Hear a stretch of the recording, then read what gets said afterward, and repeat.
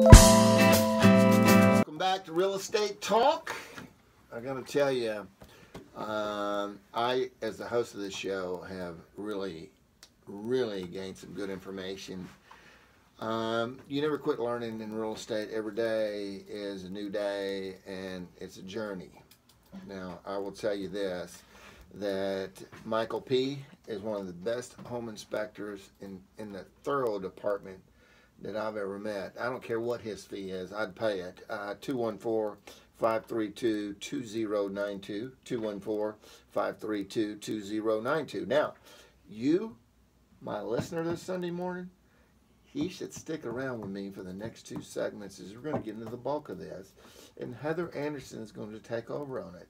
And I promise you, when you leave after 30 minutes, you'll be more informed about real estate. So take it away, Heather. Okay, so we're going to talk about kind of something that, again, we get questions about all the time on our discovery and journey on how to not buy a lemon, okay? So Michael is going to shed some awesome kind of anecdotal, actually not anecdotal at all, like actual factual stories, and also the things that we most commonly find on those inspection reports.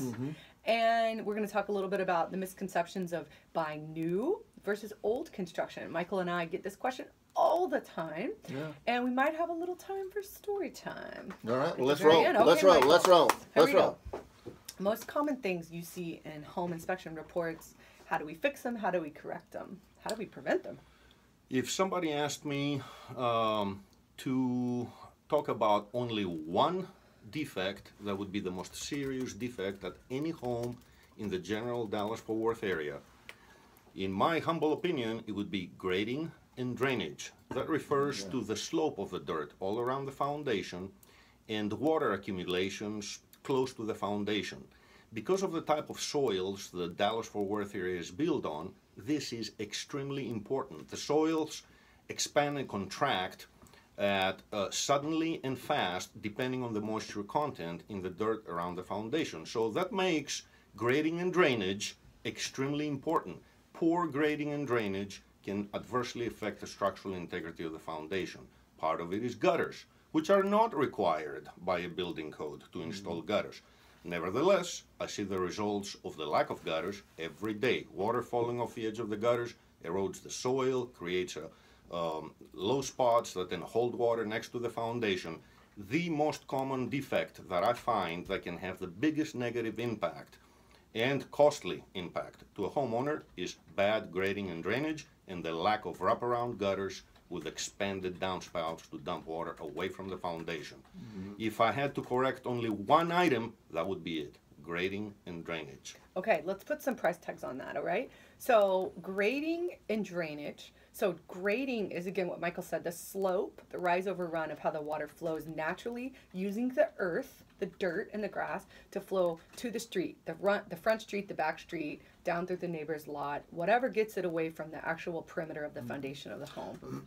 Gutters prevent the water from coming off. Michael, how fast does water come down the slope of a roof and hit the ground? Well, that would depend. 95 miles an hour. That would depend, of course, on how high the building is. Water falling off a two-story building would have a much higher velocity than a one-story building.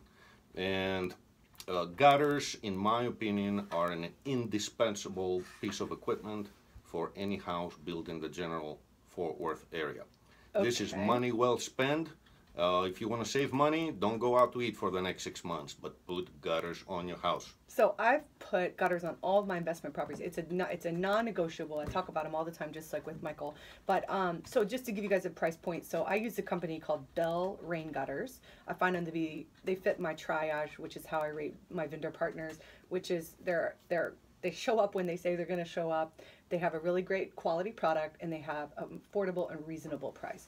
Do they answer the phone? Yes, they show up, so that falls in that category. But Bell Rain Gutters, so they do all my gutters, and I refer them out a lot. But if you're looking at like let's call it a 4,000 square foot home in Collin County, anywhere in Collin County, just hypothetically, it could be anywhere actually, but it's a 2-story, 4,000 square foot home, and you're looking to wrap that house with gutters. I'm gonna guess that's probably around $1,600, maybe $1,800. It's nothing substantial. They'll last you about 15 to 20 years. and it's the best investment you could buy. And if you don't do it and you have foundation damage, you're probably going to have to get gutters after you repair the foundation. So you might as well just do it on the front end and prevent. When you have to regrade and the drainage, it just depends on what your slope is there already. But what happens is the landscaper, they'll order the correct soil. You want to make sure they always order clay-based soil, and then the dump trucks come and dump it on the house lot, and then they go out and then they literally rake it in, and then they pack it really tight, and then they'll regrow grass seed, or they'll re-roll the grass and put that on there. And that is what fixes the grading and drainage. And you definitely want an irrigation company that knows how to do this, or you want like a specific grading and drainage company. And believe it or not, they're kind of hard to find. Really? Yeah, I have had, of all my vendor partners over the last decade plus, they're one of my hardest ones to find. There's not a lot of companies that do it, and a lot of them work for the builders that build the new construction, so it's hard to find them on the back end. Well, I guarantee you'll find somebody Oh from yeah, the listener. I will find them. You can reach out to Heather Anderson at 855-732-6700. Now, carry on. Boy, I'm loving this conversation. Yeah. Michael, anything to add there? Very common defects are defects that have to do with installation or condition of water heaters. And this is very important, especially with water heaters that are up in attics or on second floors. The defects are that there often I find no drain pan under the water heater, or I find a drain pan without a drain pipe. A drain pan is about $70 plus labor to install, and can actually save you thousands and thousands of dollars and the heartache of looking up on your ceiling while you're sitting in your favorite lawn chair, watching your favorite show, and watch the ceilings drip. That happened to me, not once, but twice in the same house. One water heater failed about 2 weeks after the first water heater did. So just when we made the repair, we had to make the repair again. So, drain pipe, drain pan, yeah.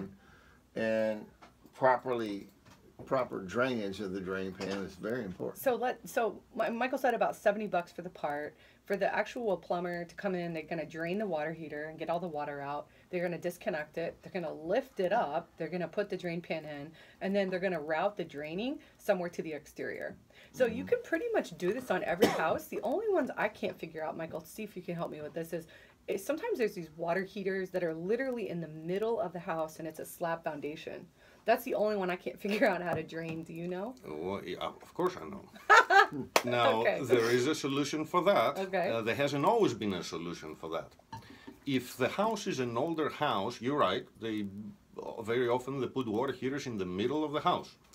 If the foundation of the house is a pier and beam foundation, it's very easy to put a drain pan and drain it outside because there's a crawl space under the house. Yep. But do not despair. There is a solution for slab foundations, older slab foundations with a water heater in the middle of the house.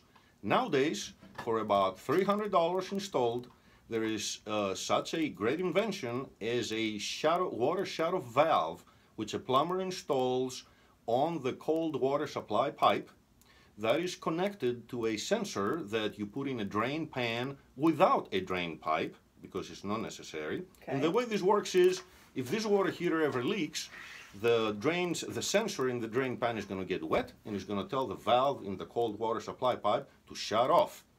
So that way, this is the solution for water heaters that are in the middle of the house that you cannot put a drain pan under which and extend it to the outdoors.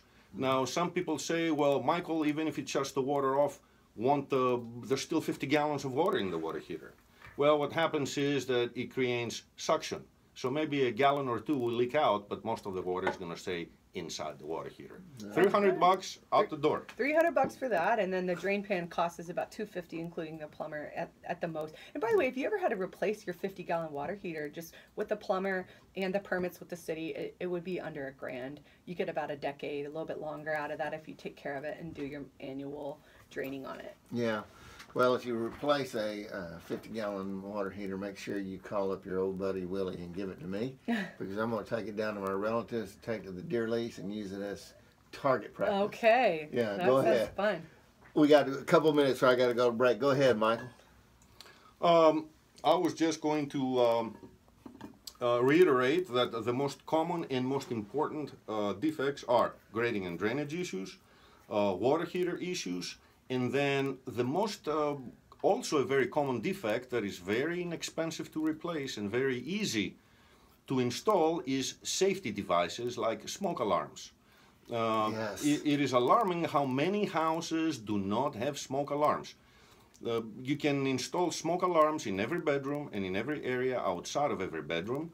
People can do this themselves. They can do it immediately. They can do it without hiring anybody. And you go instantly from no protection to much better than what you had before. And they expire, don't they, Michael? That's right. How long? Smoke alarms usually last about 10 years. After 10 years or so, they may or they may not work. I routinely recommend that the smoke alarms be replaced, even if they're functional, if they're old. I just put 12 in a house along with a carbon monoxide detector. And I tell you, it's really, really, really ups the resale value of a home, knowing that it's safe. And there's some other things we can talk about. I got to go to break, guys. I got another segment. You, our listeners, stick around with Michael P. He's one of the greatest home inspectors there are in the Dallas My Metroplex. favorite. 214-532-2092. 214-532-2092. You need to write that phone number down. You'll be glad you did. And guess what? We'll be back in Oile Scotia.